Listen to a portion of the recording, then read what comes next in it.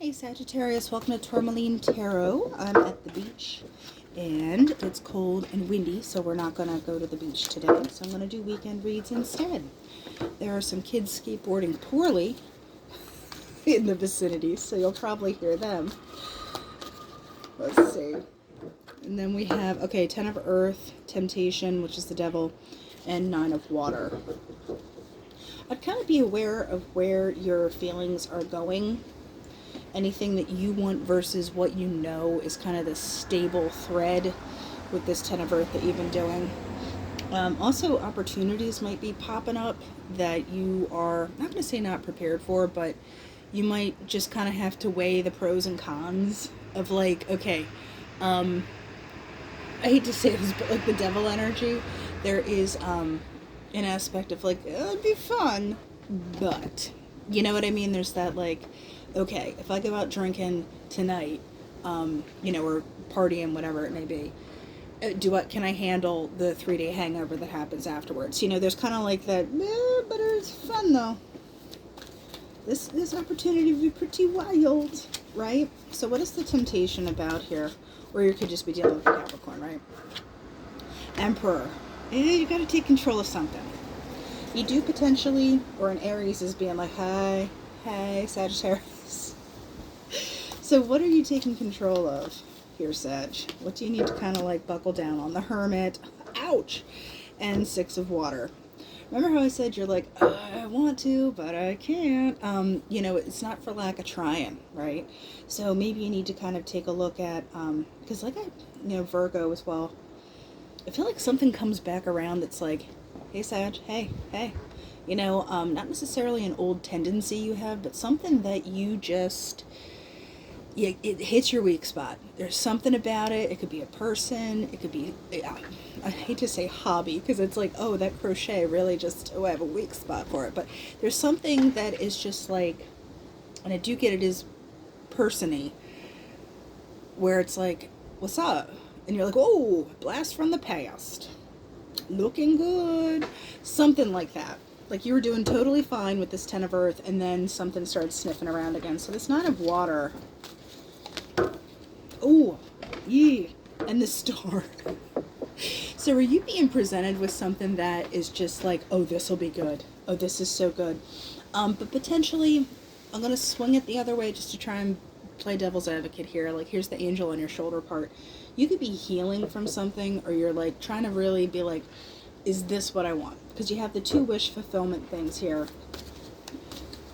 And I'd say, this is a good thing, but I mean, the devil's the underlying deal. But with the Magician and the Queen of Earth,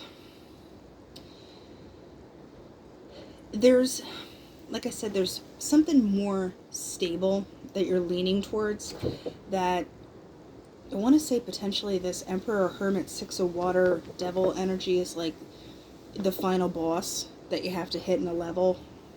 And then you're finally like, okay, we're free.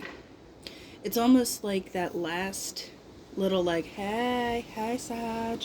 And you get over it, and it's like you realize what you have, you realize what you're able to create out of it versus like what this little devil energy is. Like it's better than whatever's being offered to you initially. And there's more direction and stability here, because the Queen of Earth is okay, and the Hierophant. Yeah.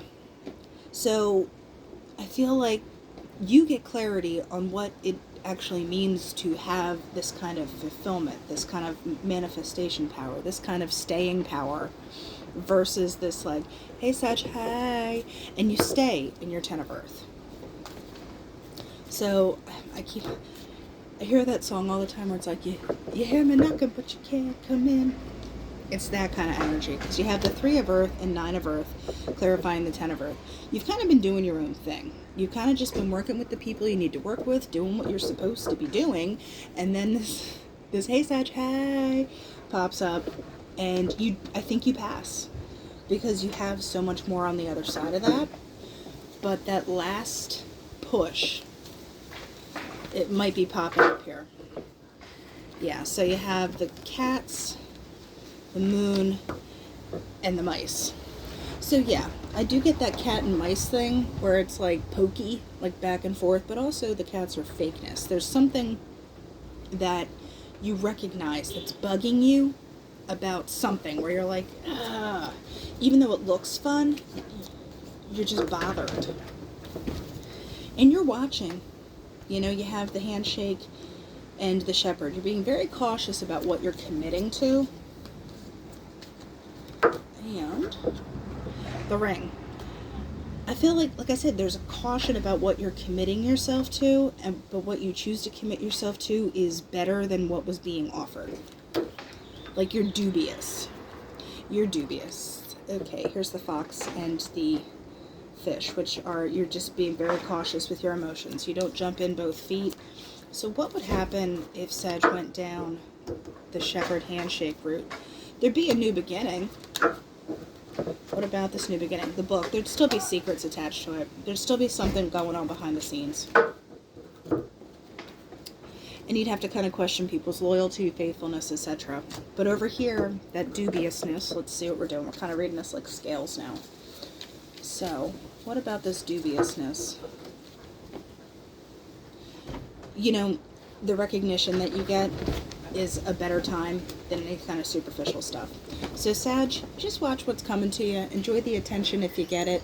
And then just make sure you make the right decision. That's what I have. I'll talk to you later.